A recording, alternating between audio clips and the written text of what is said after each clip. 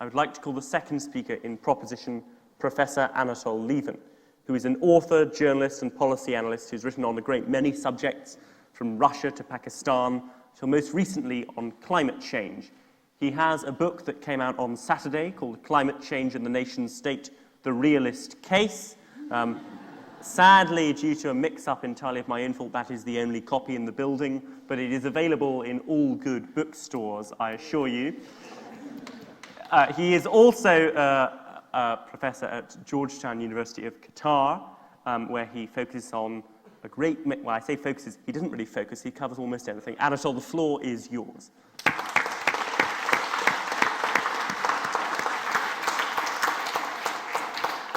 Thank you very much, Mr. President.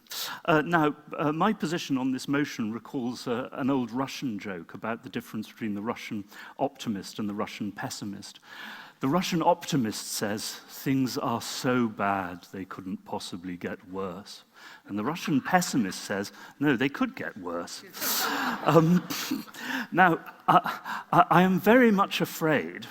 By the way, I thought I was speaking to the motion that it is too late to stop climate change, so basically that's what I'm going to be talking about. Now, I'm afraid that as a result of the climate change that is visibly already happening, and cannot in fact be stopped or reversed, some things are going to get pretty bad, and we see the signs of that already. But there is a big difference between pretty bad and absolutely catastrophic. Things could indeed get very much worse. And so I think the point is that we do need to strengthen our states, our economies, our societies in order to withstand some of the bad effects of climate change that are now, I'm afraid, going to happen whatever we do. Oh, and by the way, my honourable opponent, Dr. Bennett, very kindly gave me permission to abuse her country, Australia, as much as I desire, because I think... former country, because I think she's probably going to do the same. But if you look at the situation in Australia, which I am afraid we are going to see in other parts of the world too. I'm afraid it's too late to stop that. We see the signs of it already in California, in the Mediterranean basin. Some bad things are going to happen. But that, of course, does not mean that we do not have both the chance and the absolute duty to limit, to reduce and eventually end carbon emissions so as to stop the bad becoming the catastrophic. Now, when it comes to climate change already happening, I hardly think I need to argue this point very much. If, as we know, 16 out of the 17 hottest years on record have been since the year 2000. A range of national records broken. A recent, truly terrifying fact that last month, for the first time, temperatures in Antarctica rose above 20 degrees centigrade, with everything that implies. And of course, the effects are already with us, as we see from the Australian heat waves and wildfires and elsewhere. The latest estimate suggests that climate change, which has already happened, has increased the intensity of wildfires in Australia by about 30%. So, I mean, this is happening, right? And because we have to prepare for these effects, there is an aspect of the Green New Deal, and my book is written very strongly in support of the idea of a Green New Deal, and of yet another of my many lost causes in life, Senator Elizabeth Warren, but let's not talk about that one. Now, if you look at the Green New Deal, there are various parts of it. One is the idea of a new industrial revolution based on technological transformation in order to move from fossil fuels to the technologies of alternative energy, but also, of course, energy conservation. The second part, and hence the New Deal element, is programs of social solidarity, social welfare, in order to both compensate the losers in this process, and there will be losers, in the fossil fuel industries. This is what the opponents of climate change action play on so much. So these losers in the process must be helped if we are to gain public support for this. But more widely, I think the point of a Green New Deal and social solidarity is that if we are to legitimize the sacrifices that will have to be made in the struggle to limit carbon emissions, it is essential to give populations the sense that these sacrifices will be, at least to some degree, visibly shared.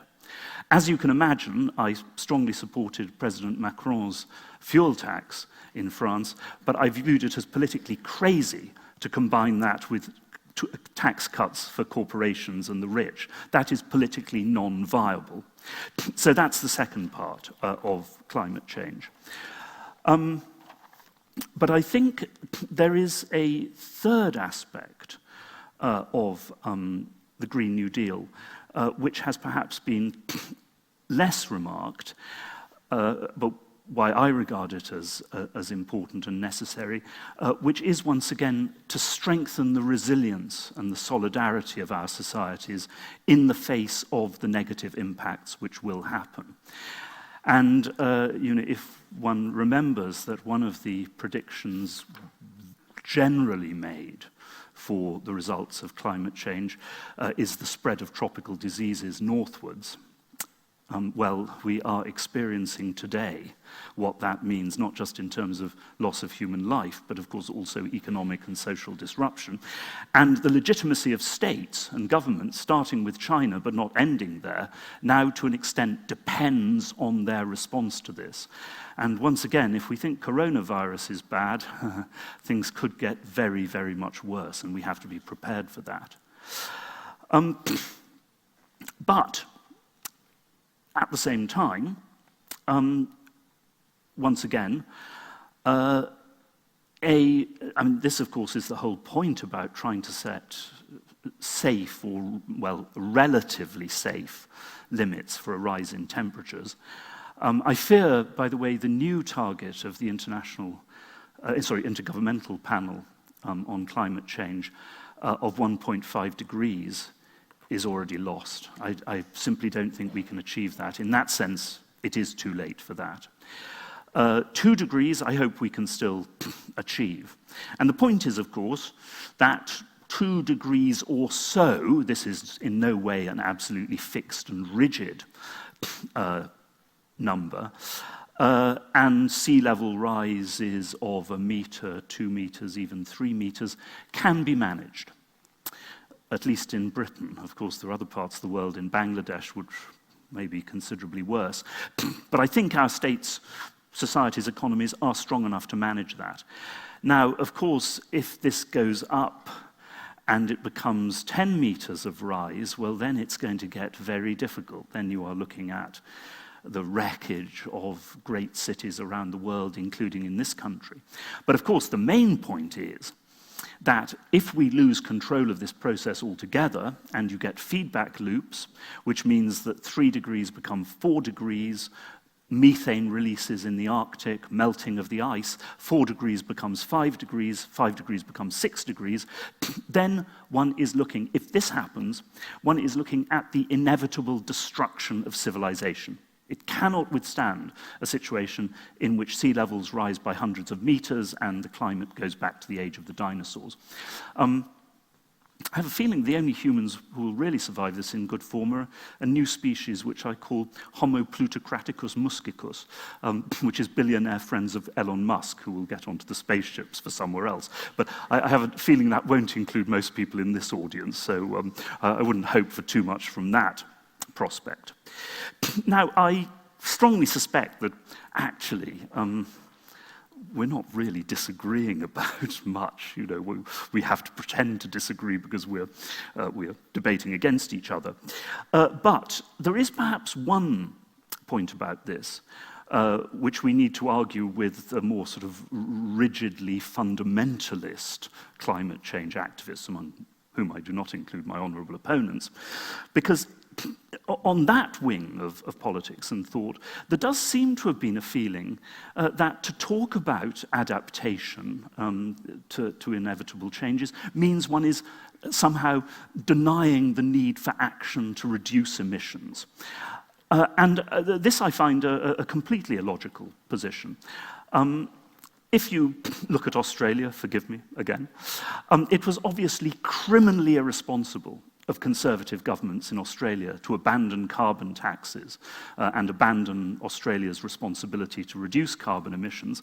But it would also be criminally irresponsible of Australian governments, Labour or Conservative, not, for example, to try to change Australian agriculture so that it can withstand the effects of heat waves and droughts, because whatever happens, we're all going to have to go on eating.